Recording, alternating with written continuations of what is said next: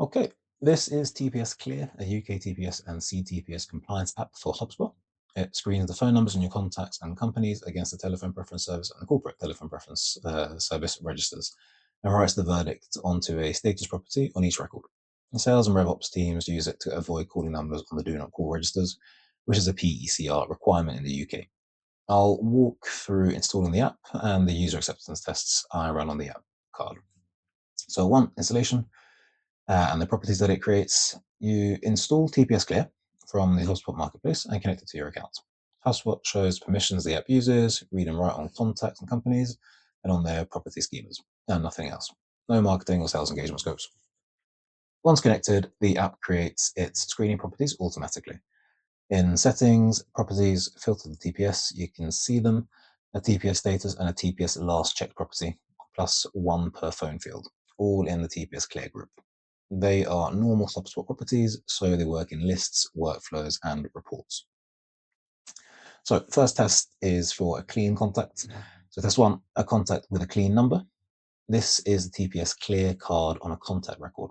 It reads the phone property, screens the number, and the verdict here is safe to call, shown in green, with the date that it was last screened, or just screened if it's in the last minute.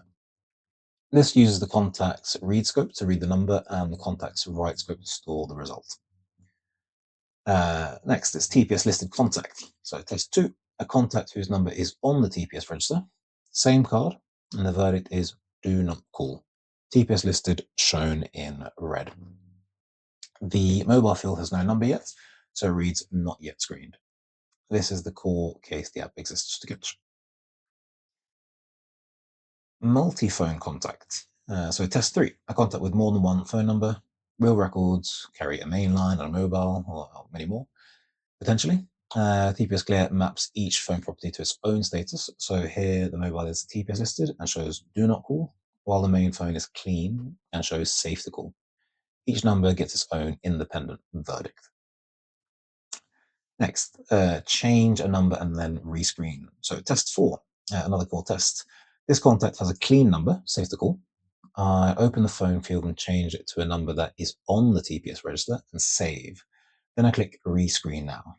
The card rereads a new number and the verdict flips to do not call TPS listed. That is the real-time screening path. Change the number and the do not call status updates on demand.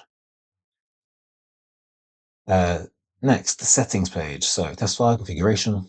This is the TPSClear settings page, which is also a UI extension. It lists the phone property mappings for contacts and for companies. You can add a phone property to a screen or remove one, and a status property is created automatically for each mapping. The same page is where you choose when the daily backsweep runs, daily backfill sweep runs. And seven, lastly, company record. So the sixth test, company support. The app screens companies as well as contacts. On this company record, the TPS status property reads CTPS listed, the corporate register verdict. And because the verdict is a normal HubSpot property, it can also be used in list filters, workflow conditions, and reports. To wrap up, that covers installing the app and the user acceptance tests, clean and listed verdicts and contacts, separate verdict per phone field, changing a number and rescreening, the settings page, and the company as well as contact support.